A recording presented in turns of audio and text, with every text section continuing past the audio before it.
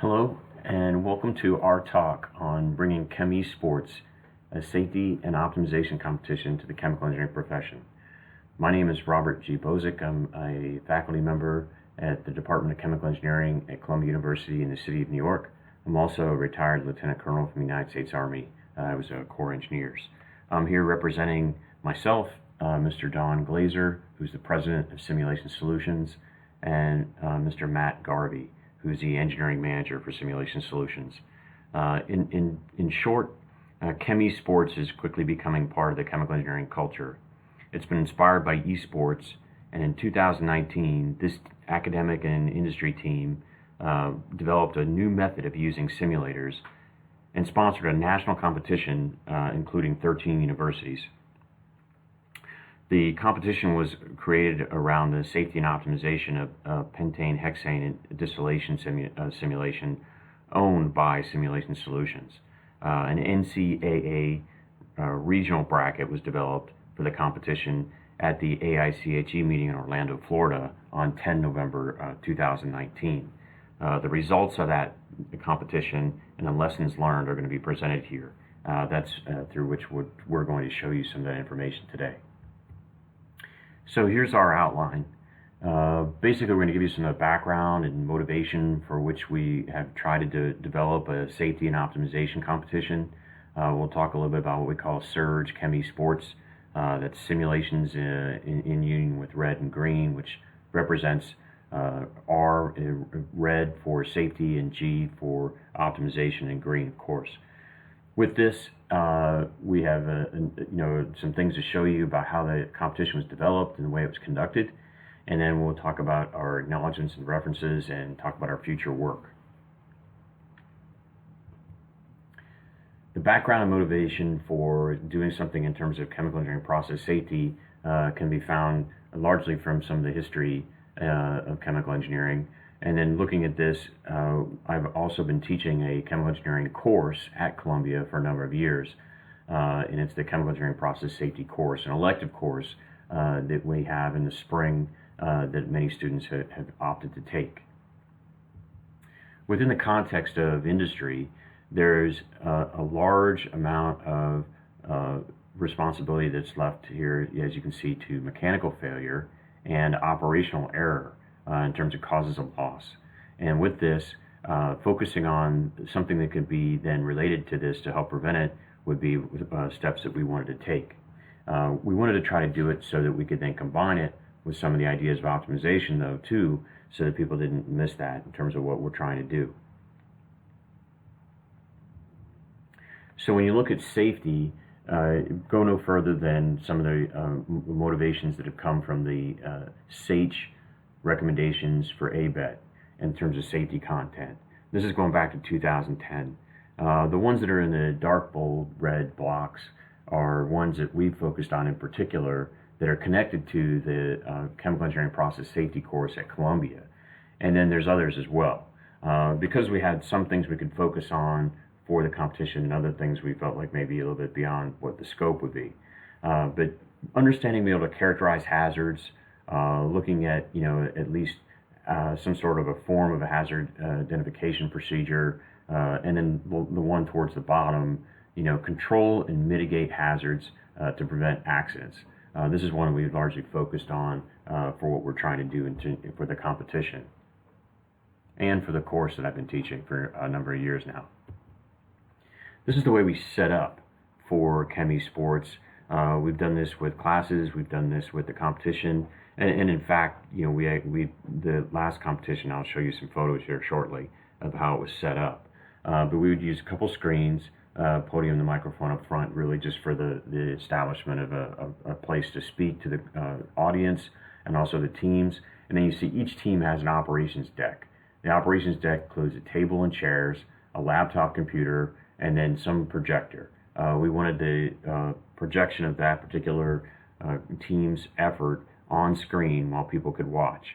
And then we had plenty of room for visitors and what we consider to be our new ChemE-Sports fans, as well as a welcome and sign-in station to go with it. So with this diagram in mind, I'm going to show you what it looked like. And here you see myself taking a seat, and Don Glazer there at the table. We had a welcome table. We were set up to welcome the teams in as they came in. We also had guests that would come by. We could talk to them about the sporting event, if you will. And then we also had in the background where the two screens are set up, and then the tables are just in front of those with the projectors, so that people could then see what's going to be on screen for each team. And I'll describe the competition as we go forward. Right now, we're just going to take a look at some of the pictures in terms of how we had it physically set up. Here's one team that was competing, and they have their laptop there. They also can look on screen if they like. They have some of their materials in terms of what they brought with them, and you can see they have great team spirit. They all had basically polo shirts that were specially made for this particular competition. On the screen itself, you can see the distillation column. That was the one that we were using for this competition. And then you can see a green bar that kind of stands out to the lower right. That's where the scoring was otherwise maintained. The DCS screen is what's shown there in terms of the control screen. And then the upper right, they were getting alarms. And I'll describe that as we describe the competition. Here's one of the other teams. They were also using a trending aspect of the display, and that's shown up there on the screen as well. You can see my colleague Matt Garvey there to the left of the photo was looking at what they were doing in terms of how they were managing their operation.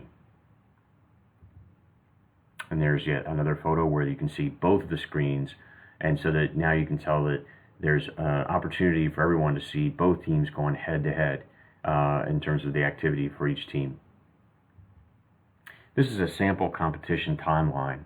What we had developed was about a 20-minute competition between teams. And you can see here, we're just, for the sake of what we have now, we have Group 1 and Group 2. They are given a directive. In the case there, you see there, it's a maintained throughput rate and product specs. And then from there are things that are going to be events, critical events that are going to occur at different times. The teams are not informed of this. They're informed of possibilities of events that could occur, and then they can practice with that. They've been given the software ahead of time in many cases, so they could practice these types of things. And when they come to the actual competition, they're using the same software. Once they get into the competition itself, though, they won't know exactly what's going to go wrong. They have to use their skill set in order to determine what's happening, and then otherwise take corrective action, basically troubleshooting. So there's our one timeline, and here's a breakdown of the scoring. So here are the actual scores from some of the teams that competed, and in fact this was an international competition because we had the school from Waterloo up in Canada, and they did quite well. So we had 25%, if you will, of the score was going to be dependent upon the profit. So there's your optimization piece, and there's some more detail about that to come. And so from that, they also had to take into account the time and alarm and the number of alarms. And so the time and alarm and number of alarms in terms of unique alarms is listed here. So for that, each team would get scored, and then that score was rolled into a total score out of 100 points. So you see what those are in terms of some of the totals. This is taken from the semifinal round. Here's our competition schedule. It was scheduled to start at 9 o'clock in the morning with the introduction just prior to that. We had a little bit of a break, and then we had a semifinals and then a final, where the semifinals and final were head-to-head, and the rounds were developed based on a number of teams in a grouping. And I'll show you what that looks like here momentarily. Here's our ChemE-Sports bracket. This is what we talked about in terms of the NCAA style bracket. And then with this, you can see that we had the schools developed into regions. For each one of these regions, we would bring out one of the schools, which would then be the winner of that round. And then from there, then they would go head to head up until you get to the championship. Here's our round schedule with the schools that participated. So you can see we kind of mixed it up a little bit in terms of who's participating.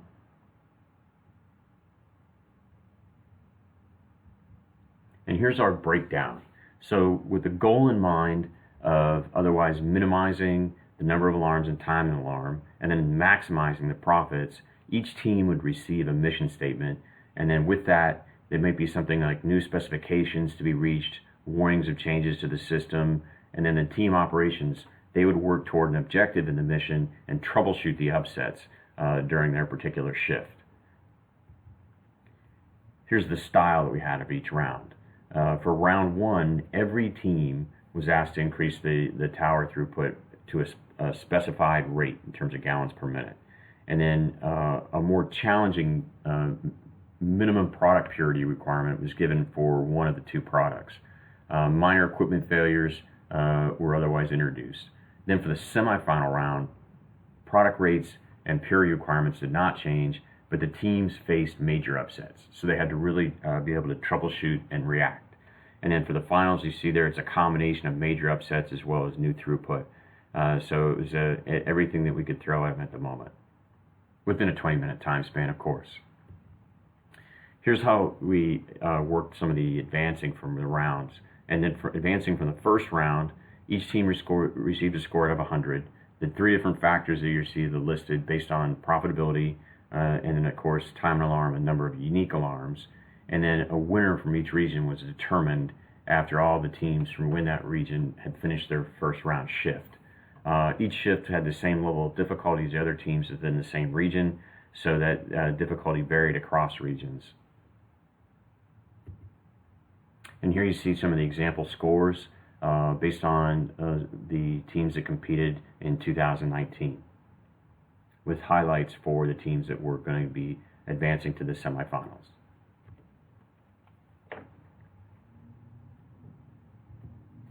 With the semifinal round, we went east versus west and north versus south. This was kind of fun in terms of the NCAA bracket as described earlier. And then you see the finals, it corresponds to that as well. Here are our semifinal teams, okay, that competed with us in 2019. And here's some photos from NGIT team. This was during the competition. New Mexico State, University of Louisiana Lafayette, and University of Waterloo. So great time, very enthusiastic teams going into the finals, of course. And here's where they placed. So New Mexico State ended up placing third. NGIT placed second. And the first place winner overall, University of Louisiana Lafayette. Very impressive effort. Here's some things that I think may be interesting based on some questionnaires that we had for the participants. And one of them was relating to educational objectives by doing this competition. We looked at some of the recommendations from SAICH as well as some of the ABET criterion, and based on those current type criteria, we wanted to know what their impression was. First of all, looking at their ability to understand the importance of process safety, and you see there some of the results. Anything above a 4 seemed to be like a fairly good score. We also wanted to go into this idea of being able to understand how to control and mitigate hazards and prevent accidents. There was a strong scoring there as well based on our evaluation, looking at somewhere around 4 being good. We had 35 respondents overall. And then, of course, this idea of better understanding of process control. And that was a nice reinforcement of that in terms of the way students interpreted it. We also went into some of the ideas about our ability to run this particular competition. And we've tried to use this to help refine it so that we can continue it on for the future, looking at whether or not they were comfortable with the software, looking at how they otherwise felt prepared. Anything above a 4 felt to be somewhat of a better score, and then based on the last one, of course, whether or not it met its expectations, there was a nice positive feedback across the board. Some of our lessons learned from this competition were that we wanted to expand it to the future to include more teams. We wanted to give more opportunity. We also are heavily dependent upon audio-visual type needs. And then with this, we've been working on means by which to try to bring that so that we can get more teams to compete, but then also have it so that it can be a spectator sport, so that the ChemE-Sports fans can watch and enjoy the activity with some sort of a visual effect. And then, of course, the audio effect would largely be the crowd and then also some of what you could hear from the control screen. If the volume is up, you can actually hear the alarms going off. And of course, lastly, flexible design.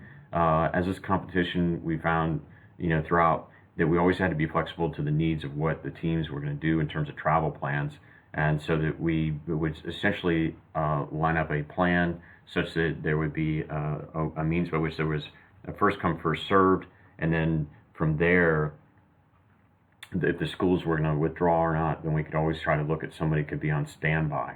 That was one of the things we had to implement from the very beginning. And it became active right up until the day of competition.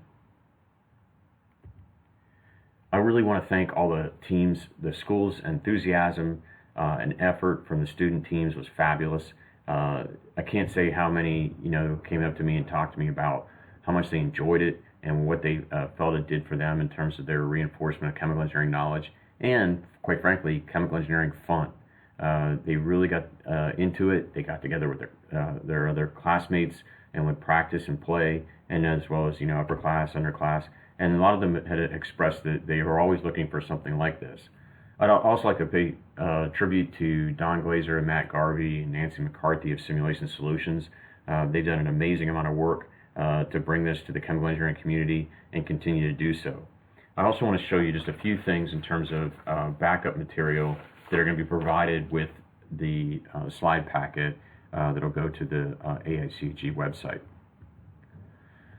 So we've done a successful ChemE-Sports competition. We've looked for projected growth in the future of expanding teams, including more, and then otherwise, in this particular situation, trying to do it online so that we can then have everyone properly socially distanced, if you will, based on the current times with the COVID-19 pandemic. We also want to promote the ChemE-Sports safety and optimization competition within the chemical engineering community. And there are the references for this particular talk. And some backup slides that are provided. I'll go through this quickly. We did take some open general comments from the students in 2019. As desired, you can look at some of their feedback, things that they learned, things that they liked. We took this all into consideration as we've tried to go forward and look at what things can be changed. And then some things that we had in terms of things they wanted to share. Obviously, the top there you see, do this again. It's very much inspiring to us as we want to continue this on as part of the ChemE culture. From there, I also have some things in terms of significant things people learned from this particular ChemE-Sports event, and that might be interesting to you, and that may be something you're looking forward to in terms of incorporation to something you're doing at your university. It continues on with some of those things in terms of the feedback that we got, and then just general comments. Anything somebody wanted to otherwise say to us so that we could see what they were thinking. This is the first time we've ever done it. We were wide open to see what people wanted and for the future. This is also the SATE recommendations for ABET. If you wanted to get more familiar with this or re-familiarize, I've included these, as well as background as to the ABET curriculum statement. My course at Columbia, in terms of what I had in terms of course description and some of the course significance, and what my course objectives were with some of the bold ones highlighted, and then obviously the one in red highlighted because controlling and mitigating hazards was one of the major type objectives I have for my course, and incorporating simulation to do that has been a huge positive. This is the breakdown of the course in terms of the course design.